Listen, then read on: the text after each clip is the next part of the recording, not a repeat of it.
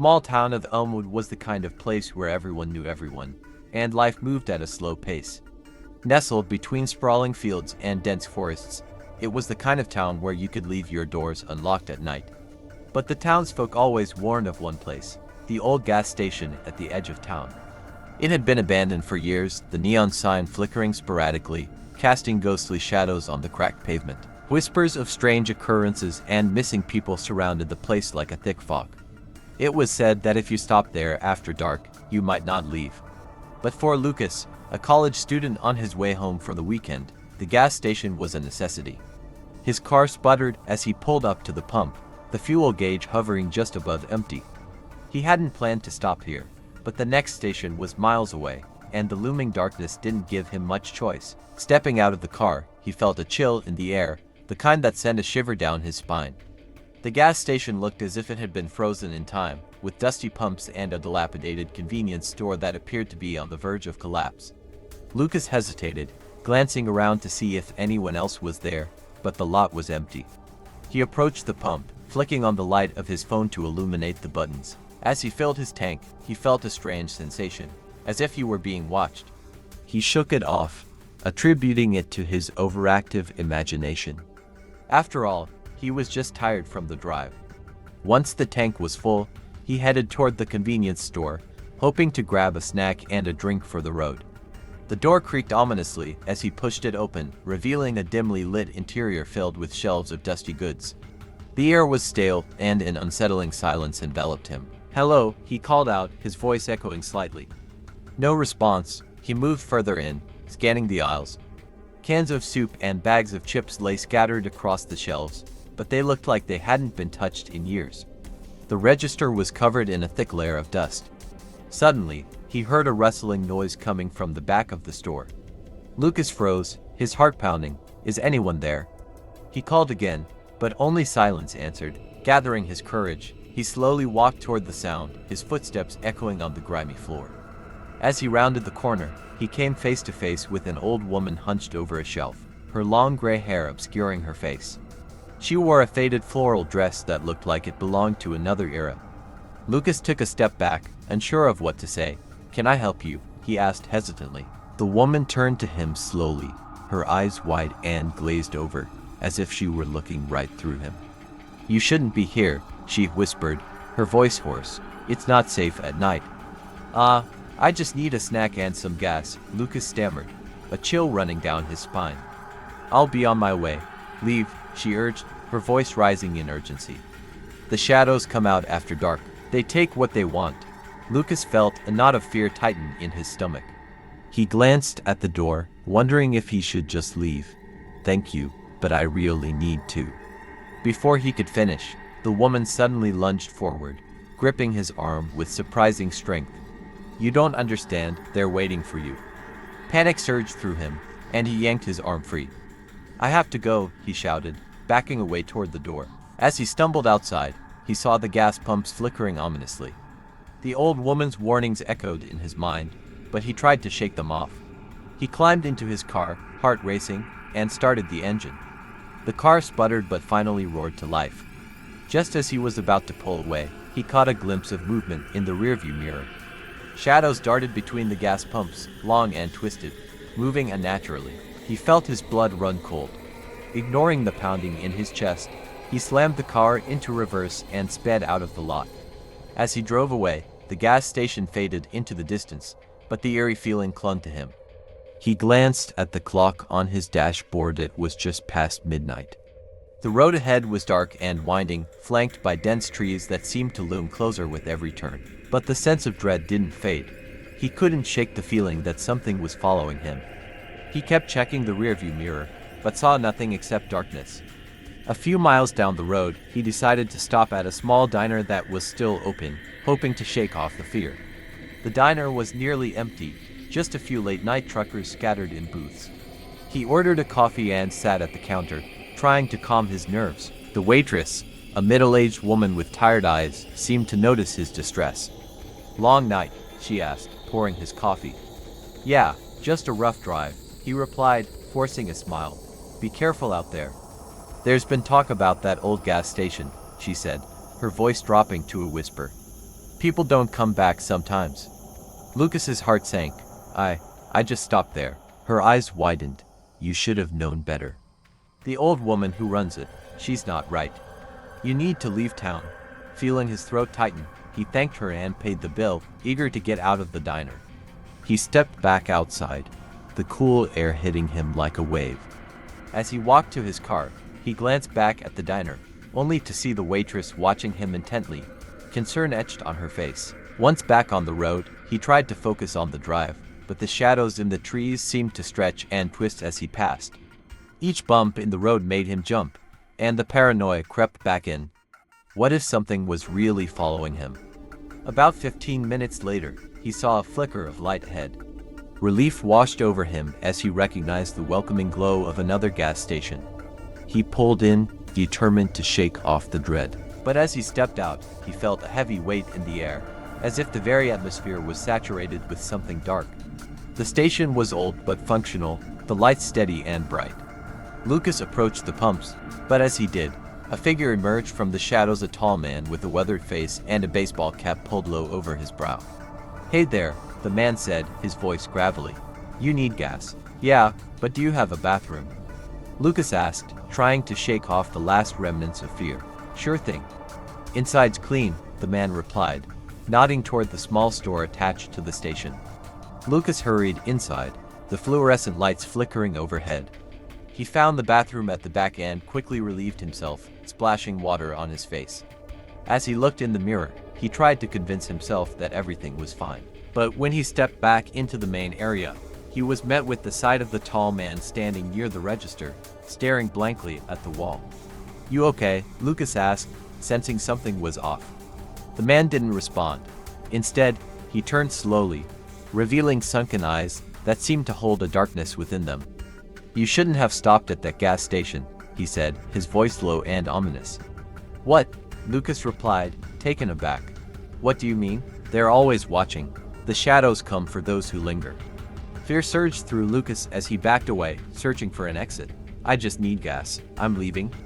"Leaving won't save you," the man rasped, stepping closer. "You've already been marked." Just then, the lights flickered again, plunging the store into darkness. Lucas's heart raced, and he bolted toward the door, panic driving him forward. He burst outside, his pulse pounding in his ears. As he reached his car, he turned to look back, but the station was shrouded in darkness. The tall man was gone, and all he could see were shadows moving along the ground, twisting and contorting. With shaking hands, he climbed into his car and turned the key, praying for it to start. The engine roared to life, and he tore out of the lot, not daring to look back. The road stretched ahead, but his relief was short-lived. The shadows felt like they were closing in, and the air grew thick and suffocating. He glanced in the rearview mirror, and for a brief moment, he saw them, figures cloaked in darkness, trailing behind him. Come on," he shouted, urging the car to go faster. The figures seemed to gain on him, their movements fluid and unnatural. Panic clawed at him as he pushed the accelerator to the floor, praying he wouldn't be caught. Just when he thought he might escape, he hit a bump in the road, sending the car swerving wildly. He struggled to regain control, his heart racing as he fought against the steering wheel. The headlights illuminated the road ahead, but the shadows were closing in. Suddenly, the car lurched to a stop. The engine sputtered and died. Desperately, he tried to restart it, but the key only clicked uselessly. He was stranded. He glanced around, the darkness encroaching. The figures emerged from the trees, their shapes twisting and writhing, growing closer with every passing second. Lucas's heart raced as he grabbed his phone, but there was no signal. Just as he thought it was over, he heard a voice, a whisper that seemed to come from everywhere at once. "You shouldn't have lingered." With no other choice, he bolted from the car, running into the woods. Branches whipped at his face as he stumbled through the underbrush, the shadows following closely behind. He could hear their laughter, a chilling sound that sent ice through his veins. Frantically, he pushed deeper into the forest, his breath coming in ragged gasps. The shadows were relentless, weaving through the trees as if they were part of the night itself. He had to find a way to escape. As he ran, he spotted a faint light in the distance, what looked like a cabin. Hope surged through him, and he sprinted toward it, praying it wasn't another trap. He reached the door and banged on it, desperate. "Please, let me in," he shouted, glancing back at the approaching shadows. The door creaked open, revealing an old man with a grizzled face. "What's wrong, boy?" the man asked, his voice low and steady. "Please, they're coming for me," Lucas gasped, glancing over his shoulder. The shadows loomed closer, and he felt a surge of panic. The old man nodded, understanding. "Get inside." Lucas rushed in, and the old man slammed the door shut. "They can't enter here," he said, locking it tight. "You're safe for now." Lucas sank to the floor, his heart racing. "What are they? Why are they after me?" The old man sighed, his expression grave. "They're lost souls, drawn to those who linger too long in the darkness. That gas station is a beacon for them." "What can I do?" Lucas asked, fear coursing through him. "You must stay here until dawn. They can't withstand the light of day," the old man replied. "But you mustn't fall asleep. If you do, they will take you." The hours crawled by, and Lucas fought against exhaustion, the weight of the night pressing down on him. The shadows danced outside, whispering and taunting, their voices a haunting lullaby. Just before dawn, the shadows began to withdraw, their laughter fading into the distance. Lucas felt a surge of relief, but he knew he couldn't let his guard down just yet. As the first rays of sunlight broke through the trees, the old man nodded. "It's time. You can leave now." Lucas stood up, his body trembling. "Thank you. I don't know what would have happened." "Just remember," the old man said, his voice serious. "Never linger in the darkness. It will always call you back." With a final nod, Lucas stepped outside, the dawn light washing over him. The shadows were gone, and the world felt safe once more. He turned back to the cabin to thank the old man one last time, but when he looked, the cabin was gone. Only trees stood in its place. Shaken but grateful to be alive, he made his way back to his car. As he drove away, the gas station faded into the background, and he vowed never to return. Years later, the story of the gas station would become a local legend, a warning for travelers and a chilling reminder of the darkness that lurks just beyond the light. It was a chilly October night when Jake pulled into the deserted gas station on Route 12.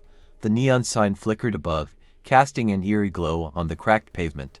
He'd been driving for hours, the darkness outside pressing in around him. His gas gauge had dipped dangerously close to empty, and he knew he needed to refuel before heading home. As he stepped out of his car, a gust of wind rustled the nearby trees, sending a shiver down his spine. The gas station was old, with peeling paint and a flickering fluorescent light that buzzed like a fly caught in a web. He walked over to the pump, glancing around the empty lot, feeling a sense of unease settle in. After filling up, he made his way to the convenience store, hoping to grab a snack and maybe a coffee for the road. Inside, the fluorescent lights buzzed overhead, illuminating shelves lined with dusty snacks and outdated magazines. A faint smell of mold hung in the air. Behind the counter stood a woman in her mid-30s, her hair pulled back in a messy bun, wearing a faded green apron. She barely looked up as he approached, her eyes glued to a small screen in front of her. "Hey," Jake said, trying to break the silence. "Can I get a coffee?" She nodded, still not meeting his gaze. "Sure. Just help yourself." As he poured the coffee, he noticed an old man sitting in the corner booth, hunched over with a newspaper. He wore a weathered coat and a hat that obscured his face. The man hadn't moved since Jake entered, but something about him felt off. "Is he okay?" Jake asked the cashier, nodding toward the old man. She finally looked up, her expression unreadable. "He's just been here a while," Jake frowned, a sense of dread creeping in. He paid for the coffee and decided to leave quickly. As he turned to head back to his car, he heard a sudden crash behind him. Startled, he spun around to see the old man had dropped his newspaper, and it scattered across the floor. "Sir, do you need help?" Jake asked, stepping closer. The old man looked up, and Jake was taken aback by his eyes sunken and hollow, as if life had long since fled. "Don't stay here too long, son," he rasped, his voice barely a whisper. "This place, it changes people." Jake felt a chill run down his spine, but before he could respond, the cashier spoke up. "Just ignore him. He's harmless." Feeling uneasy, Jake nodded, backing away. "Right. Thanks." He stepped outside, the cool air hitting him like a wave. He took a deep breath, trying to shake off the strange feeling that had settled in his chest. As he got into his car, he glanced back at the gas station. The old man was staring at him, a knowing look in his sunken eyes. Jake started the engine and began to pull away, but just as he did, the lights flickered and went out. Panic surged through him. He hit the brakes, and the car skidded to a halt. The gas station was now a dark silhouette against the night sky, and all he could hear was the sound of his own breathing. Suddenly, the lights flickered back on, and he saw movement inside. The cashier was gone, and the old man was now standing by the window, his face pressed against the glass, staring right at Jake with a horrifying intensity. "Leave," the old man mouthed, his breath fogging the glass. Jake's heart raced. He didn't need to be told twice.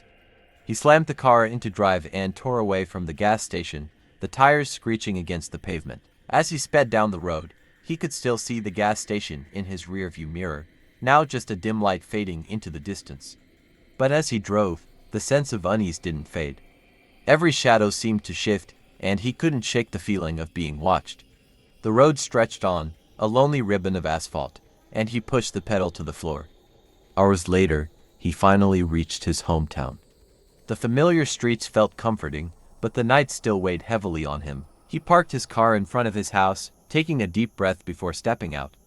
As he walked toward the door, he noticed something strange on the ground, a crumpled piece of paper.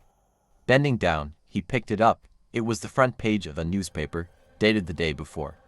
The headline read, "Local gas station closed after strange disappearances." His blood ran cold as he read the details. Several customers had gone missing after stopping at a gas station on Route 12, the very station he had just left. Panic surged through him as he turned to look back down the street. In the distance, he thought he saw a flicker of light, like a beacon in the darkness. But he knew better than to go back. That night, Jake couldn't shake the feeling of dread. He locked every door and turned off the lights, but sleep wouldn't come. He lay in bed, staring at the ceiling, replaying the events of the night over and over in his mind. Suddenly, he heard a soft knock on his window. Heart pounding, he turned to look, but saw only darkness. He tried to convince himself it was nothing, just the wind or his imagination playing tricks on him. But then came the whisper, soft and chilling, echoing through the stillness of the night. "You shouldn't have left." His blood ran cold. It was the old man's voice, unmistakable and haunting. Jake shot up in bed, panic gripping him. He grabbed his phone and dialed 911, but as he waited for the operator to pick up, the power went out, plunging his house into darkness. The whispers grew louder, filling the room. "You can't escape. You belong to us now." Desperately, Jake dashed for the door, but it wouldn't budge. He pounded against it, fear surging through him. The old man's figure materialized in the corner of the room, his hollow eyes glinting in the dark. "Welcome back," he rasped as the shadows closed in around Jake. The next morning, the sun rose over a quiet neighborhood, and the gas station on Route 12 sat empty, as it had for years. But this time, it was marked by a faded sign that read, "Closed for good." Yet, deep in the woods, the whispers continued, waiting for the next weary traveler to stop for fuel. It was a quiet Tuesday night when Claire took the night shift at the gas station on the outskirts of town. She had only been working there for a few weeks, but the eerie feeling in the air had never quite left her. The flickering lights and the emptiness of the lot were unsettling, especially after dark. Around 11 p.m., a heavy rain began to fall, drumming against the roof of the station.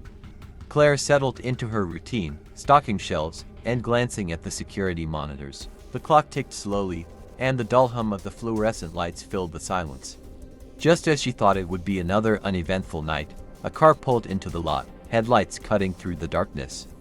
It was an old sedan, rusted and barely running. Claire straightened up, trying to shake off her apprehension. As the driver got out, Claire's heart raced. The man looked disheveled, his clothes soaked from the rain. He glanced around nervously before making his way to the pump. She watched him through the window, unease creeping in. Something about him felt off.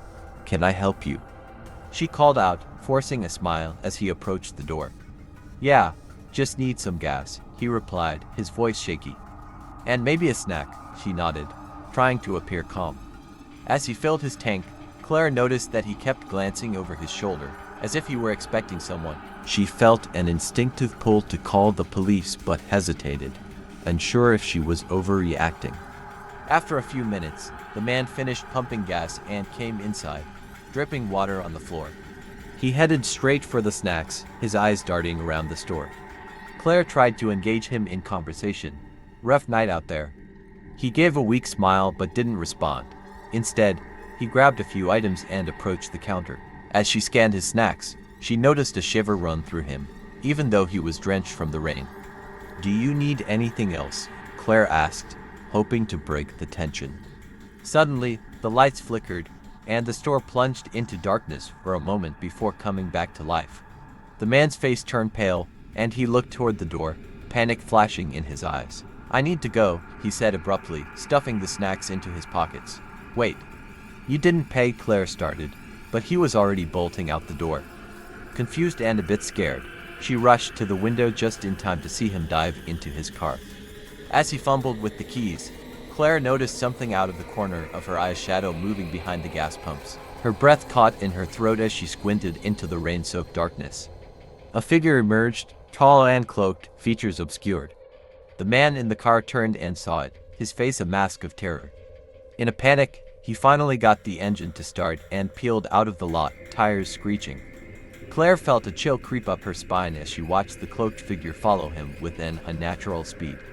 The man swerved onto the road, and for a brief moment, the headlights illuminated the figure. Its face was hollow, devoid of features, and it seemed to shimmer in the darkness. Heart racing, Claire fumbled for her phone and dialed 911, trying to maintain her composure. "I need help at the gas station." Suddenly, the lights flickered again, and the figure was gone. She hung up, her hands shaking. Had she imagined it? The store was eerily silent now, the only sound the rain pounding against the roof. After what felt like an eternity, Claire decided to check the security footage to see if she could make sense of what had happened. She walked back to the monitor, replaying the footage of the parking lot. Just as the man pulled in, the figure appeared again, lurking in the shadows. It moved closer as he filled his tank, and Claire's blood ran cold. She could see him glancing back, clearly sensing something was wrong. Then, the footage showed him rushing into the store, and the cloaked figure seemed to vanish just before the lights flickered. When she tried to fast forward to the moment he left, the footage glitched, distorting the image. Panic surged through her as she hit pause, trying to make sense of the bizarre sight. There it was again, a dark shape lingering near the pumps. Suddenly, the power went out completely, plunging the station into darkness. Claire froze, her heart racing. She scrambled for her flashlight, flicking it on and illuminating the room in a weak beam. The silence was oppressive, broken only by the sound of her breathing and the rain. She cautiously approached the door, peering outside. The lot was empty. No car, no figure, just darkness. A loud crash echoed from the back of the store, making her jump. She swung the flashlight toward the noise, heart pounding in her chest. Gathering her courage, she headed toward the back room, where the sound had come from. As she stepped inside, the door slammed shut behind her. Claire spun around, panic flooding her senses. She pressed her back against the door, breathing heavily. "Hello, is anyone there?" There was no response, only the relentless sound of rain. Just as she thought she might have imagined the noise, she heard it again, a soft whispering, weaving through the air. "Leave. Now." Claire's breath caught in her throat. The voice seemed to come from everywhere and nowhere at once. She turned the flashlight toward the shelves, illuminating the room but finding nothing. Desperate to escape, she yanked on the door, but it wouldn't budge. The whispers grew louder, and she felt a presence close behind her. Summoning every ounce of strength, she pushed against the door again, and it finally gave way, flinging her into the main area. She stumbled back into the gas station, her heart racing. The lights flickered back on, and she gasped, scanning the room for any sign of the cloaked figure. The store was empty, but something felt wrong, like the air itself was heavy with dread. Frantically, she grabbed her phone to call for help again, but the battery was dead. She was completely alone. Then she heard a tin engine revving outside. She rushed to the window and peered out. A car was pulling into the lot, but it wasn't the man from earlier. It was a different vehicle, and the driver seemed to be staring directly at her. Fear coursed through her as she backed away from the window. The figure from before materialized again, standing near the pumps, watching her with its hollow gaze. It was as if it had been waiting for her, and she felt an overwhelming urge to flee. Just then, the door opened, and the driver from the new car stepped out, looking confused. "Hey, is everything okay in here?" Claire's instincts kicked in. "Get back in your car, you need to leave." He hesitated, glancing between her and the figure outside. "What are you talking about?" The figure took a step closer, and Claire screamed, "Please, just go." In an instant, the man turned and ran back to his car. He jumped inside, slamming the door, and Claire watched in horror as the figure glided toward him. Moving with unnatural speed, the man started the engine, but it sputtered as the figure loomed closer. "Drive, drive," Claire yelled, pounding on the glass. But the car wouldn't start, and she could see the man's face twist in fear as the figure reached for the door handle. In a final act of desperation, Claire grabbed a heavy object from behind the counter and hurled it at the window. The glass shattered, and the man's eyes widened as he finally got the car to start. He tore out of the lot, tires screeching against the pavement. Breathless, Claire turned to face the figure, which had now stopped just inside the door, its hollow gaze fixed on her. The whispers crescendoed into a cacophony, echoing in her mind. "You can't leave." She stumbled backward, her heart racing, the reality of her situation crashing down around her. With nowhere to go, she dashed toward the exit, pushing through the door into the rain-soaked night. But as she stepped outside, the world felt different. The shadows seemed to stretch and twist around her, engulfing her in darkness. The gas station stood ominously behind her, the flickering lights now a haunting reminder of the terror within. As the whispers grew louder, she realized the truth: she had become part of the gas station's story, forever trapped in its dark embrace. The last customer would never truly leave. Alright everyone, that brings us to the end of our story. If you enjoyed this video and would like to see more content like this, don't forget to hit the like button and subscribe to our channel. And if you have similar stories you'd like to share with us, feel free to reach out. Thank you for watching, and until next time, take care.